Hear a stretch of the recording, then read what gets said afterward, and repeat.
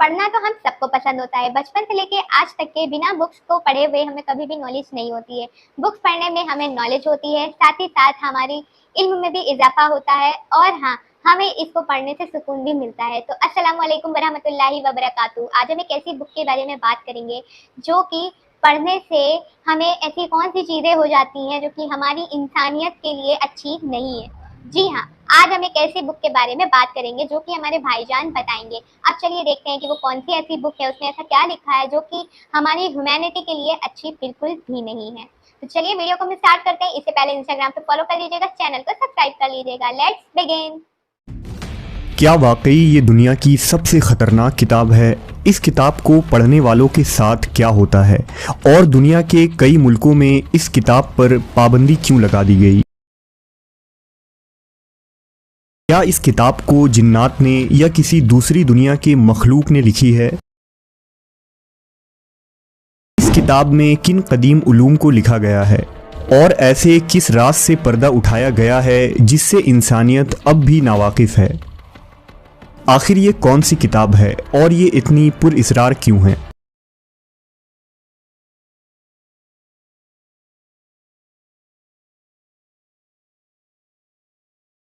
किताबें पढ़ना आम तौर पर एक मुफीद और फ़ायदा मंद अमल है, क्योंकि किताबें ही वो ज़रिया है जो हमें इल्म और मुआरफत तक पहुंचाती है।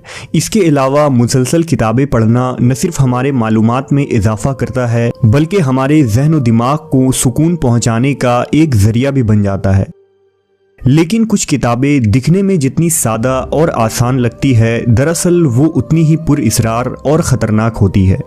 उन्हीं किताबों में एक नाम शम्सुल मुअर्रिफ का है, जो जादुई इल्म, इल्म नजूम, कबाला इल्म और इल्म तिलिस्म का एक बेशकीमत ख़जाना है।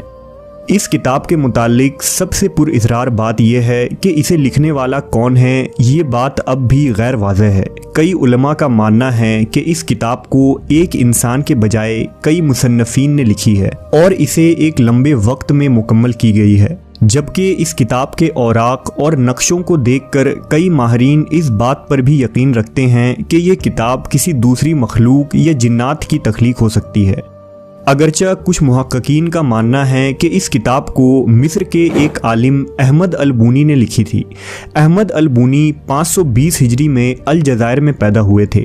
अल-बूनी को इल्म तसव्वुफ़, तिलिस्म, इल्म नजूम, अमलियात, इल्म रमल, जाफ़र और बहुत सारे उलूम में महारत हासिल थी। अल-बूनी इस्लामी तारीख़ के एक ऐसे मुसन्निफ़ हैं जिनके बारे में बहुत ही कम मालूमात मिलती है। अल-बूनी का दौर मशहूर सूफ़ी बुज़ुर्ग इब्न अरबी से मिलता जुलता है और कुछ सूफिया का ये भी कहना है कि उन दोनों ने एक ही सूफ़ी आलिम दीन से इल्म हासिल किया था। शम्सुल मुअर्रिफ के माने इल्म का सूरज है। इसी मुनासिबत से इस किताब में तमाम कदीम और पुरइसरार उलूम को एक जगह जमा कर दिया गया है। ये किताब सिर्फ एक जादू की किताब नहीं बल्कि इससे कई बढ़कर है, जो आम तौर पर बातिनी और सिफली इल्म को वाज़ेह करने के साथ साथ सूफ़ी हिकमत के राज खोलती है। इस किताब के मुकदमे और इब्तदाई वर्क़ों में पढ़ने वालों के लिए अल-बूनी ने कुछ वार्निंग्स और अहम हिदायत लिखी हैं, जिसमें इस किताब में मौजूद इल्म और उसकी ताकत को बयान कर दिया गया है।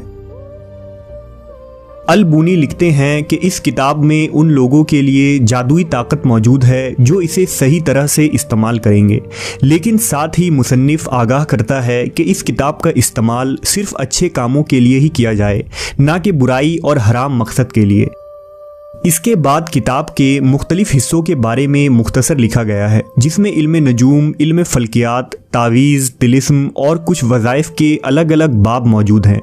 जैसे जैसे किताब आगे बढ़ती है, पढ़ने वाले को मज़ीद जादुई उलूम के मुतालिक बताया जाता है, मसलन रूहों और फरिश्तों को कैसे बुलाया जाए और फ़ाल और पेशन गोइयों के लिए इस किताब का कैसे इस्तेमाल किया जाए।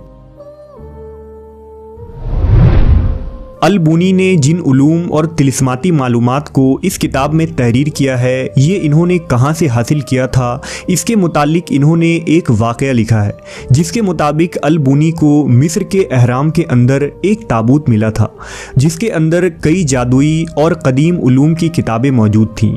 वो किताबें किसने लिखी थीं और वो अहराम मिस्र के अंदर क्यों छुपा दी गई थी, ये कोई नहीं जानता।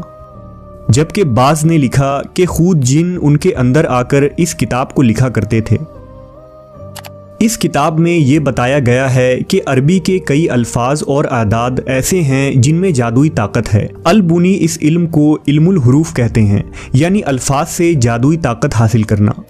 इस किताब में वो तमाम चीज़ें मौजूद हैं जिनका ताल्लुक जादू से है, ख्वाह वो किसी दुश्मन को तबाह करना हो या फिर किसी की मोहब्बत पानी हो, किसी बीमारी से शफायाब होना हो या फिर माल और दौलत हासिल करना हो। ये तमाम चीज़ें इस किताब में बाकायदा ख़ास तरीक़ों से सिखाई गई है। इस किताब के एक ख़ास हिस्से में जिन्नात के नाम भी बताए गए हैं। साथ ही ये भी बताया गया है कि वो कैसे रहते हैं और अगर इंसान को जिन से शादी करनी हो तो इसका तरीक़ा कार क्या है, अगर किसी जिन पर काबू पाना हो तो वो कैसे पाया जा सकता है। ये सब कुछ इस किताब में मौजूद है।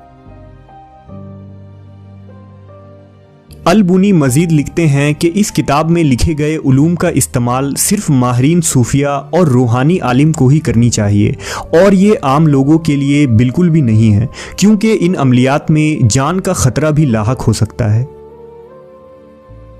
शम्सुल मुअर्रिफ के मुताल्लिक ये मशहूर था कि जो शख्स भी इस किताब को पढ़ने की कोशिश करता या तो वो पागल हो जाता या फिर जिन्नात उस पर हावी हो जाते, क्योंकि इस किताब के ज़रिया जिन्नात को काबू में लाया जा सकता था।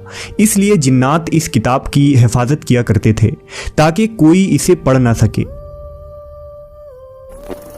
बाज़ लोगों का कहना था कि जब भी वो इस किताब को खोलकर पढ़ने की कोशिश करते हैं तो एक खौफनाक ह्योला ज़ाहिर होता है जिसे देखकर पढ़ने वाला बेहोश हो जाता है। यही वजह थी कि इस किताब की तसनीफ़ के 100 सालों बाद तक ये किताब किसी ने भी नहीं पढ़ी थी, क्योंकि इसे पढ़ने वाला किसी न किसी आफत में मुब्तला हो जाता। कई अरसे तक ये किताब सिर्फ एक नुस्खे पर लिखा रहा जिसे हरन के खून से एक खाल पर लिखा गया था, लेकिन अल-बुनी की मौत के बाद ये किताब पुरइसरार तौर पर कहीं गायब हो गई और फिर ये किसी को न मिल सका।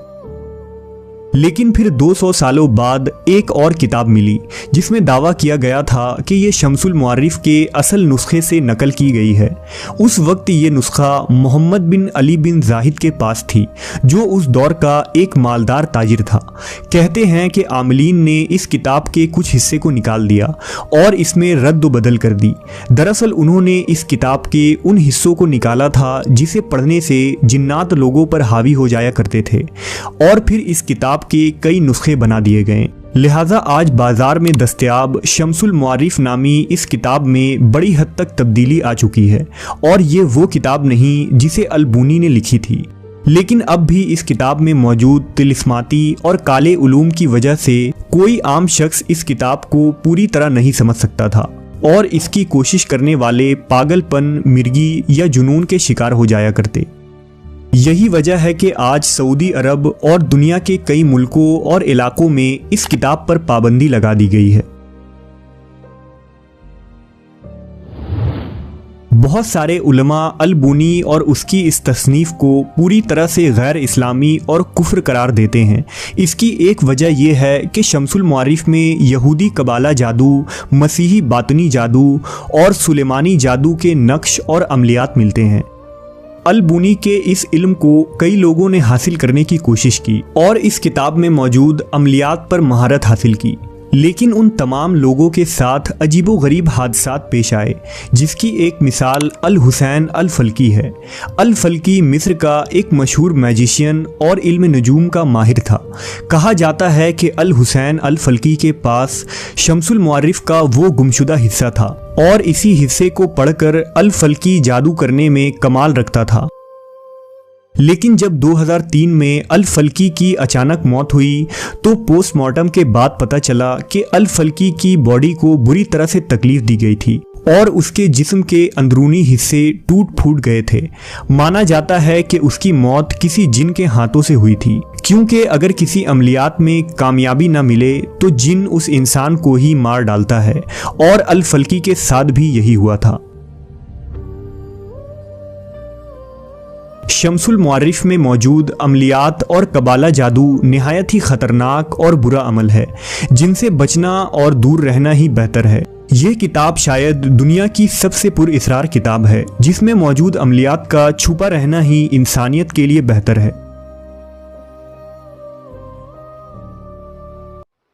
आपने देखा कि शम्स अल मारिफ एक ऐसी बुक है जिसे हमारी ह्यूमैनिटी के लिए पढ़ना भी ठीक नहीं है। कई सारे देशों ने तो इस बुक को बैन करके रखा है और लास्ट में जो पहली वाली बुक थी वो तो हमारी खो चुकी है, और दूसरी बुक जिसमें कुछ पन्ने भी नहीं है लेकिन उसमें कुछ काले जादू अब भी रह गए हैं, वो बुक अभी भी है। तो ऐसी बुक्स पढ़ना is not a good choice for us. तो हमें ऐसी बुक्स नहीं पढ़नी चाहिए जो कि हमारे दीन से रिलेटेड ना हो, जो कि किसी और चीज से रिलेटेड हो। एग्जैक्टली हमें अपने दीन को, अपने कुरान को और हमारे नबी करीम सल्लल्लाहु अलैहि वसल्लम के बताए हुए जितनी भी बातें जो कि हदीस में लिखी होती हैं वो सब पढ़ना चाहिए। This is a good choice. And हमें अपने दीन पे चलना है, ना कि इन सारी चीजों में चलना है। काला जादू and everything is not a good thing for our दीन। एंड यस, अल्लाह ताला पे भरोसा रखिए, अल्लाह के नबियों पे भरोसा रखिए, अल्लाह ताला के फरिश्तों पे रखिए, क्योंकि यही सब हमारे जरिए हैं अल्लाह ताला को पहुंचने में, और अल्लाह से हमारा डायरेक्ट कनेक्शन रहता है। This is not a good choice. और हाँ, अच्छे काम करने हो तो अपने अमाल के हिसाब से करना चाहिए, किसी बुक्स को पढ़ के या किसी बुक्स को फॉलो करके कोई मतलब नहीं है। बस अल्लाह ताला को खुश रखिए, अल्लाह ताला हम सबको अपने हिफ्ज़ो अमाल में रखे। बस मैं हमेशा आप सबके लिए यही दुआ करती हूँ, पूरी उम्मत के लिए यही दुआ करती हूँ। अल्लाह ताला हम सबको अपने हिफ्ज़ो अमाल में रखे, हम सबको अल्लाह ताला नमाज़ पढ़ाए, हम सबको नमाज़ पढ़ने की तौफ़ीक अता फ़रमाए, हम सबको हिदायत दे, नेक रास्ते पे चलाए। बस इतना ही। मेरे साथ कहिए आमीन। आज की इस वीडियो में इतना ही, और नेक्स्ट वीडियो हम दोबारा देखेंगे। तब तक के लिए अल्लाह हाफ़िज़।